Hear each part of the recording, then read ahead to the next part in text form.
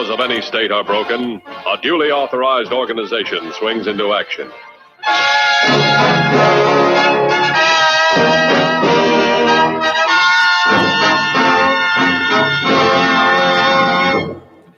You know how Police Blotter Facts Friday works. All week long, we ask you, the listeners, to send in your funny stories or items from your local daily or weekly newspaper to grace@howiecarrshow.com, grace@howiecarrshow.com.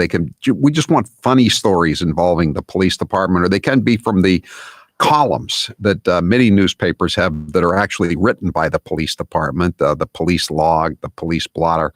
But just send them to grace@howiecarrshow.com, or you can still fax them to us at 857-284-8864. And at this time, every Friday evening, we read the funniest entries of the week in our opinion, and the two best entries of the week in our opinion get a nice prize. What do they get this week, Grace? They will get a copy of your book, Plug Uglies. I had a lot of mug shots this week, Howie, so I thought that might be a good choice. It's a scrapbook of Boston organized crime. It's a very entertaining book.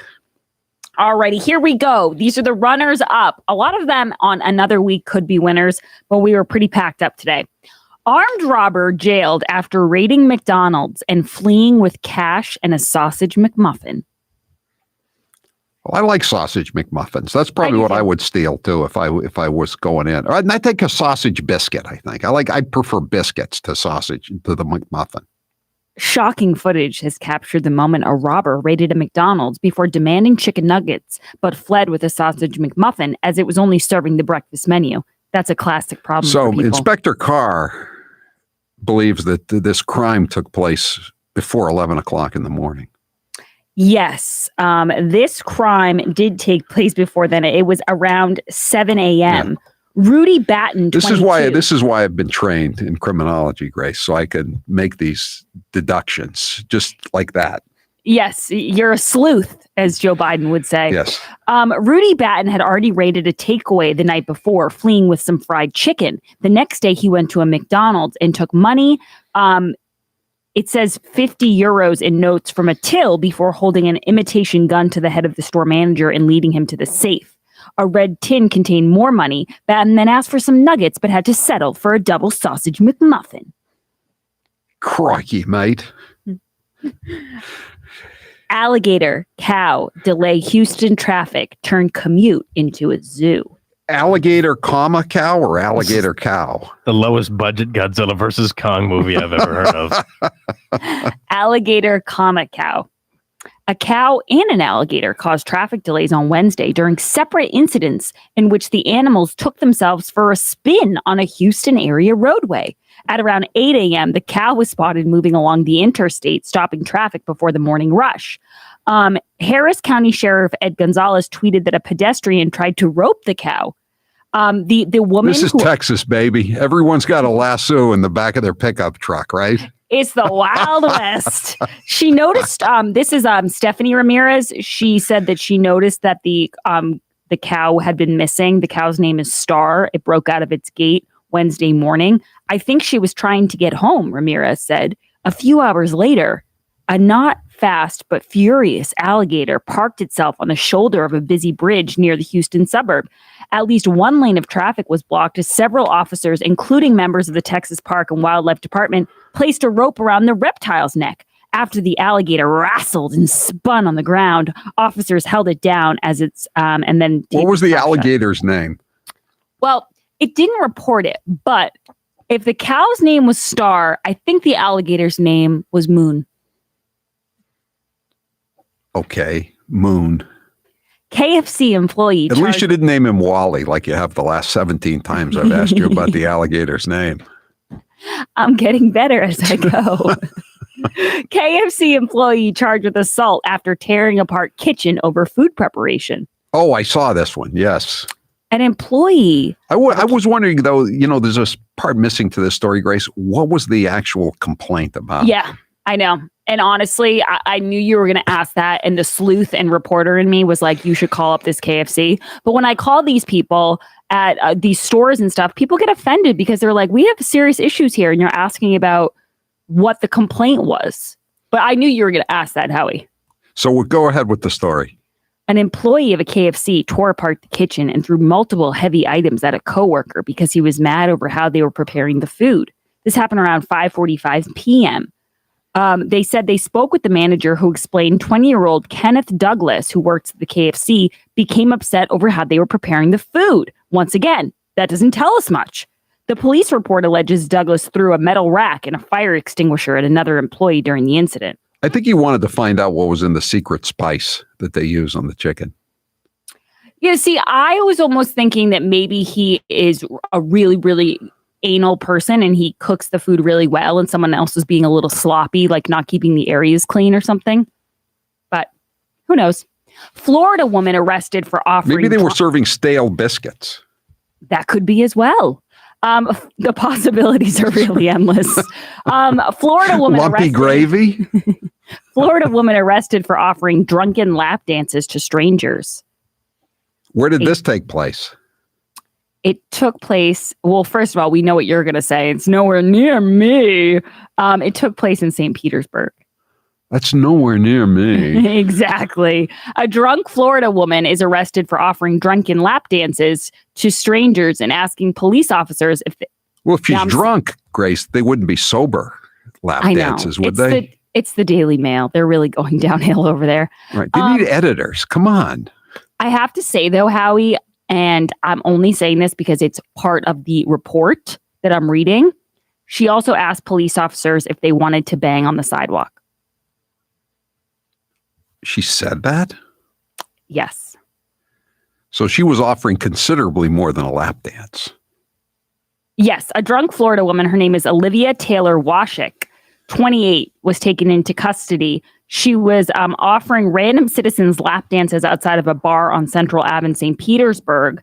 Officers called a fire rescue team when they discovered that she was highly intoxicated. And then she's said to have threatened to punch paramedics if they touched her. However, she continued to yell profanities at police officers and bystanders. At one point, she allegedly asked officers, like I just said, I don't want to repeat it again during the dinner. Guilty or not guilty, Grace? I do not partake in this. Let me see. I actually deleted the thing. I'm trying to save. I'm a cheapskate. I'm trying to save ink, Howie. I don't print the mugshots anymore. I'm getting to be like you, okay? How do you spell the last name? It's Olivia Taylor Washik. Washek. And by the way, she's currently competing with other women to be on the cover of Maxim magazine. Very not guilty, Howie. Ooh. Really? Ooh. Now, this is a great story. Man busted at JFK with 35 live finches stuffed inside hair curlers.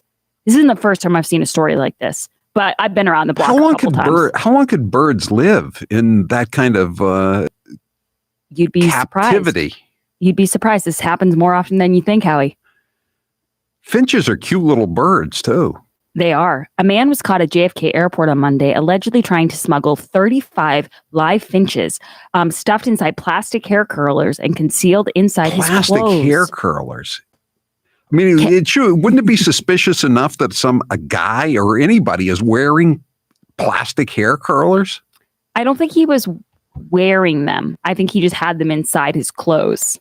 I don't know if you could get 35. Well, he was wearing the clothes, though, wasn't he? He was wearing the clothes. I thought that's definitely a tip-off. It's definitely a tip-off. You know, if Taylor came in one day with 1 million hair curlers in his pocket, I'd be like, what's going on? We need...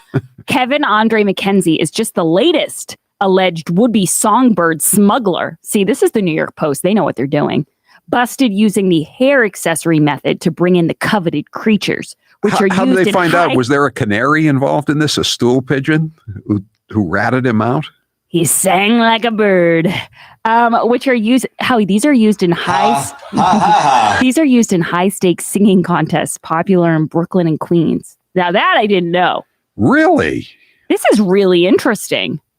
CPP agents found the small seed-eating birds inside the curlers, which were covered with a mesh cloth and then concealed inside his jacket and pants, according to the criminal complaint.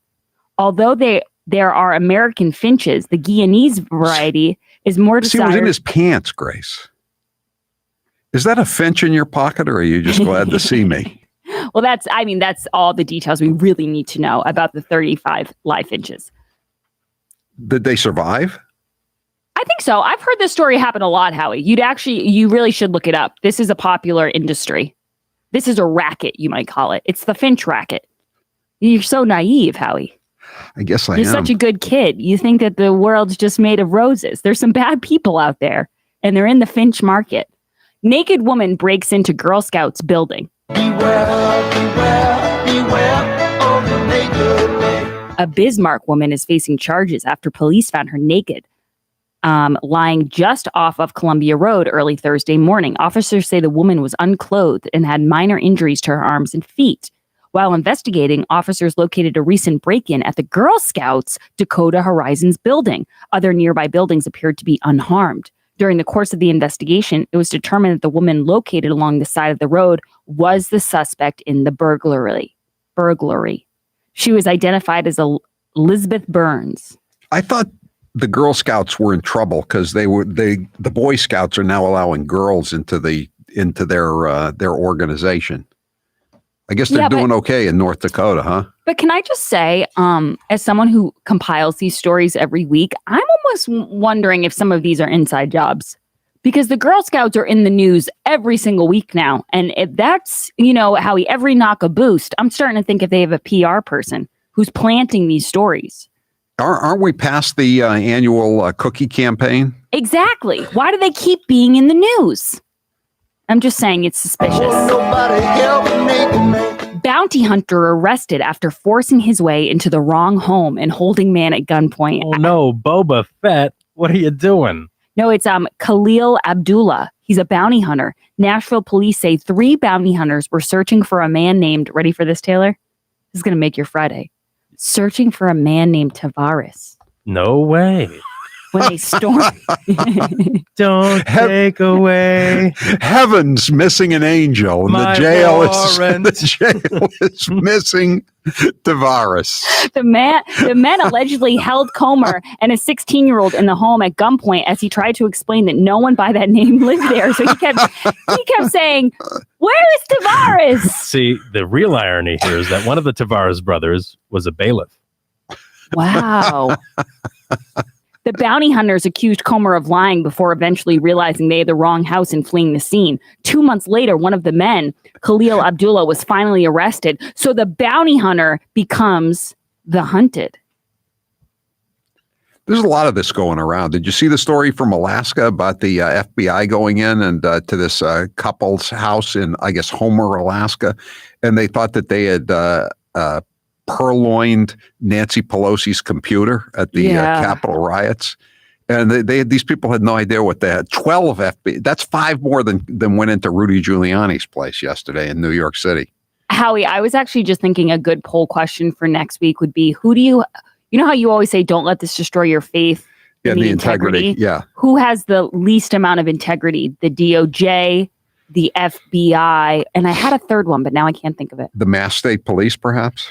Yeah, that's a good one. That could be the third. Yes. We're still waiting to get the report on why Dwayne Correa was dishonorably discharged from the Massachusetts State Police. Oh, by the way, Howie, before we get to the last one, arrestee tried to smuggle drugs hidden in prosthetic leg into jail. Keith Adams, this happened in the Tampa Bay area. Adams was a passenger in the vehicle, and he was sitting atop a glass pipe which contained a thick white residue which field tested positive for cocaine. They asked him if he had anything in his leg because they specifically said, if you're hiding something in your leg, you will be charged for it. You'll get an extra charge when you get to jail. And then when they got there, they found fentanyl and a stash of Xanax pills. What a boob. I mean, did he think this was the first time this gag had been pulled? I mean, come up with something better. This is our first rodeo. We deal with finches. A wooden leg. I'm going to get some drugs into the jail because I got me a wooden leg. All right, Howie, I'll save the other 2 for the other side. All right. 844-500-4242. I'm Howie Carr. Born in Maine, made in Massachusetts, and now a resident of the Sunshine State, Howie Carr, the original carpetbagger. No, these are the winners. And Police Blotter Facts Friday, Howie pointed out, it's a popular segment. It's a fan favorite. It's brought to you by Piantadosi Baking Company, celebrating over 100 years of baking excellence since 1916. We thank everyone at Piantadosi for sponsoring this segment. Make sure you check out their bread. Someone told me yesterday, Howie, that they go to the store and they call them Grace Rolls. Oh, that's good. By the way, some of the texters, Grace, want to set up a GoFundMe page for Olivia Taylor Washak in St. Petersburg. Oh, Howie, that's so nice. I sent you her picture. I know. I'm looking at it, and again, she's and oddly enough, Taylor, as you no doubt noticed, she's holding a glass of bubbly in her hand. That's why you never take pictures with drinks in your hand. It never always comes back to haunt you. It does. Yeah. All right. So here's one runner-up. This is a short one, but Fevin K arrested after being found passed out. Not the Fevin K. Yes, passed out. You mean the hot local TV news anchor in Las Vegas? Yes, a Las Vegas news anchor was arrested after being found naked and passed out in her car. Fevin K told cops she didn't remember how she got to the location where she was found. She was naked in the car and drunk. An anchor. Wow. All right, now this is the winner that this story blew my mind. Oklahoma woman charged with felony for not returning VHS tape 21 years ago. And I know what everyone's question is going to be. What was the VHS tape? Sabrina the Teenage Witch. She said, I went to change my driver's license during this COVID thing. You have to make an appointment. And so I sent them an email, and they sent me an email and said that I had an issue in Oklahoma. And this was the reference number for me to call. And I did. She told me it was over a VHS tape, and I made her. What state was this in? This is it says Cleveland County District Attorney's Office, but I think Tennessee. I don't know. Oh, I know what you're saying. What state did they call her from? No, they call it the beef was in Oklahoma. It said, but I'm just wondering what state had some kind of reciprocal agreement. It doesn't say where she lives now, but Howie, you know what the craziest part is? What? She said that she was getting laid off from jobs for years, and she didn't understand why, and now it makes sense because she had felony embezzlement on her record for like 10 years. Wow. Because of a VHS tape. Sabrina the Teenage Witch. Thank you, Grace. Busted. Get it? Busted. I'm Howie Carr.